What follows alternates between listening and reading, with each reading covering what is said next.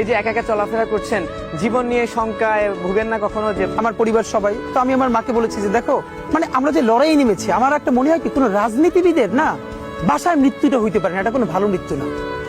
যিনি রাজনীতি করেন, যিনি লড়াই করেন, যিনি বিপ্লবী, যিনি সংগ্রামী, তার মৃত্যুটা হবে একটা সংগ্রামের মধ্য দিয়ে, একটা রাজপথে, একটা গ্লোরির মৃত্যু। আমি তো ভীষণ ভাবে প্রত্যাশা করি, আমি ছোটবেলা থেকে এই স্বপ্নটা দেখি, অনেক জায়গায় বলেছি যে একটা তুমুল মিছিল হচ্ছে অন্যায়ের বিরুদ্ধে, সেই মিছিলের সামনে আমি আছি, কোনো একটা বুলেট এসে আমার বুকটা হয়তো বিদ্ধ করে দিয়েছে, এবং সেই মিছিলে আমি হাসতে হাসতে আমি শহীদ হয়ে গেছি। এবং সবাই যখন মৃত্যুটাকে ভীষণ ভয় পায়, আমি তখন হাসতে হাসতে আল্লাহর কাছে ভীষণ সন্তুষ্টি নিয়ে পৌঁছতে চাই যে আমি একটা ন্যূনতম ওই জীবনটা লিড করতে পারলাম, যে আমি একটা ইনসাফের হাসি নিয়ে আমি আমার আল্লাহর কাছে পৌঁছতে চাই।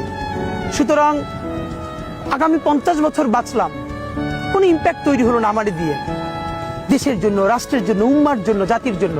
কিন্তু আমি ধরেন 5 বছর বাঁচলাম, সেটার মধ্য দিয়ে যদি আগামী 50 বছরের ইম্প্যাক্ট তৈরি হয়, তাহলে অনেকদিন বেঁচে থাকায় কি সাফল্যের বলেন? শহীদ প্রেসিডেন্ট জিয়াউর রহমান কয়টা দিন বেঁচেছেন, কিন্তু ভাবেন আজকে পর্যন্ত উনি আমার অনুপ্রেরণা। হাঁটতে হাঁটতে আমার পা ফুলে যায়।